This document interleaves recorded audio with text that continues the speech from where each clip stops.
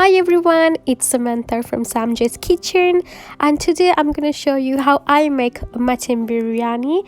If you want to learn this fiery, amazing, delicious recipe, please keep watching. Firstly, I'm going to marinate a half a kilo of mutton with salt, turmeric and 2 tablespoons of tamarind juice and set aside. Moving on to the ingredients which I'll be using in this recipe. I'm going to use broken basmati to make my biryani. You could use any kind of basmati rice if you prefer, but I'm going to use broken basmati and I'm going to let this rice soak for at least about a good 30 minutes. It's never a good biryani until you don't have potatoes in it. And for my recipe, I'm going to use around 8 to 10 peeled and pre-cooked baby potatoes. Take around 8 to 10 chopped tomatoes. I'm using cherry tomatoes, or 3 large tomatoes. Speaking about spices and plants I'll be using in this recipe, use a few bay leaves, cardamon pods, cloves, cumin seeds, fennel seeds and a few cinnamon sticks. You also need a tablespoon of each chili powder, coriander powder, garam masala, cumin powder and unroasted curry powder for this recipe. 2 tablespoons of garlic paste, 1 teaspoon of ginger, some pandan leaves and curry leaves. Also you need around 3 green chillies, and I'm going to use 3 finely sliced onions. So if you have all your ingredients ready, let's start cooking. Firstly, I'm going to start off by adding 2 tablespoons of coconut oil into a hot pan.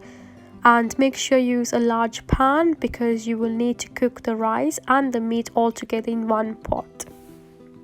When the pan and the oil is piping hot, you can go in adding the sliced onions.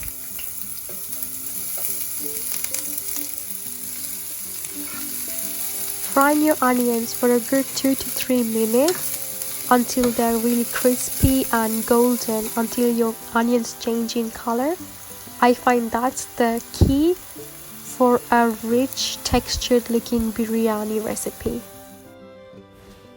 When you see your onions change in color and they are more crispier, you can start adding the ginger and garlic paste to the pot and give it a good mix and let it simmer with the onions.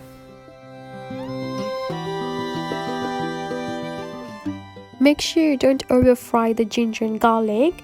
If you see the ginger and garlic is rapidly changing color, add in the remaining spices to the pan and fry until fragrant.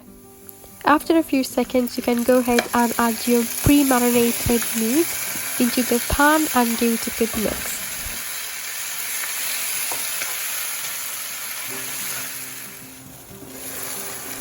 I had let the meat cook for about 7 minutes. And I'm just going to cook until the meat gets tender. I have cooked the meat for about total 8 minutes by now, and I'm going to go in adding the chopped tomatoes, followed by the pandan leaves, curry leaves and the green chilies, and just going to let it fry until further till the meat becomes a bit tender and absorb all juiciness from the tomatoes.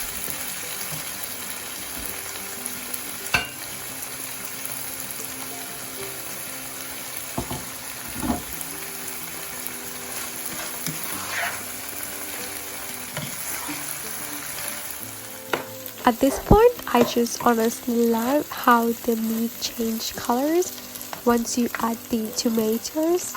I just feel like the meat just became more vibrant in color. Once you start seeing the tomatoes are blended in with your meat and they're cooking itself, go in and add the remaining spices into the pan and just give it a good mix until the spices are fully incorporated with the rest of the meat, and cook until further till the meat is tender and juicy. When you start seeing the meat and the spices are all well incorporated, I'm just going to take in the same bowl that I used to marinate the meat, Put a quarter cup of water in it and then just pour that water into the pan and slightly heat and mix. And I'm gonna follow that by adding the pre-cooked, they should be actually half boiled potatoes in the pan. Let the potatoes and meat fry for about a minute before you add the rice.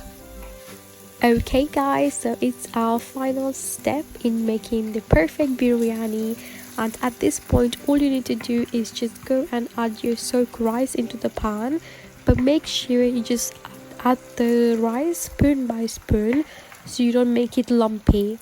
Try your best to add the rice and make a thin layer and spread the rice nicely and finely and evenly in the pan, so when the rice is done you're gonna have an evenly cooked biryani.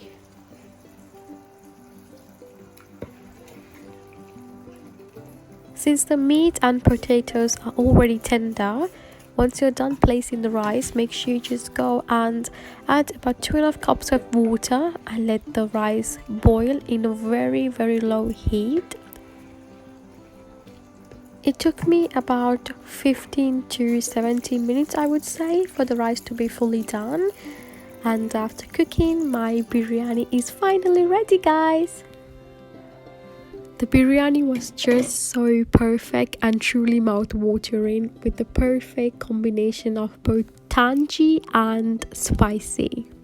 I hope all you biryani lovers out there will recreate this dish and enjoy my recipe as much as I do. If you do like my videos and recipes, please subscribe to my YouTube channel, give it a thumbs up, and I will see you next time with a new recipe. Until then, stay safe.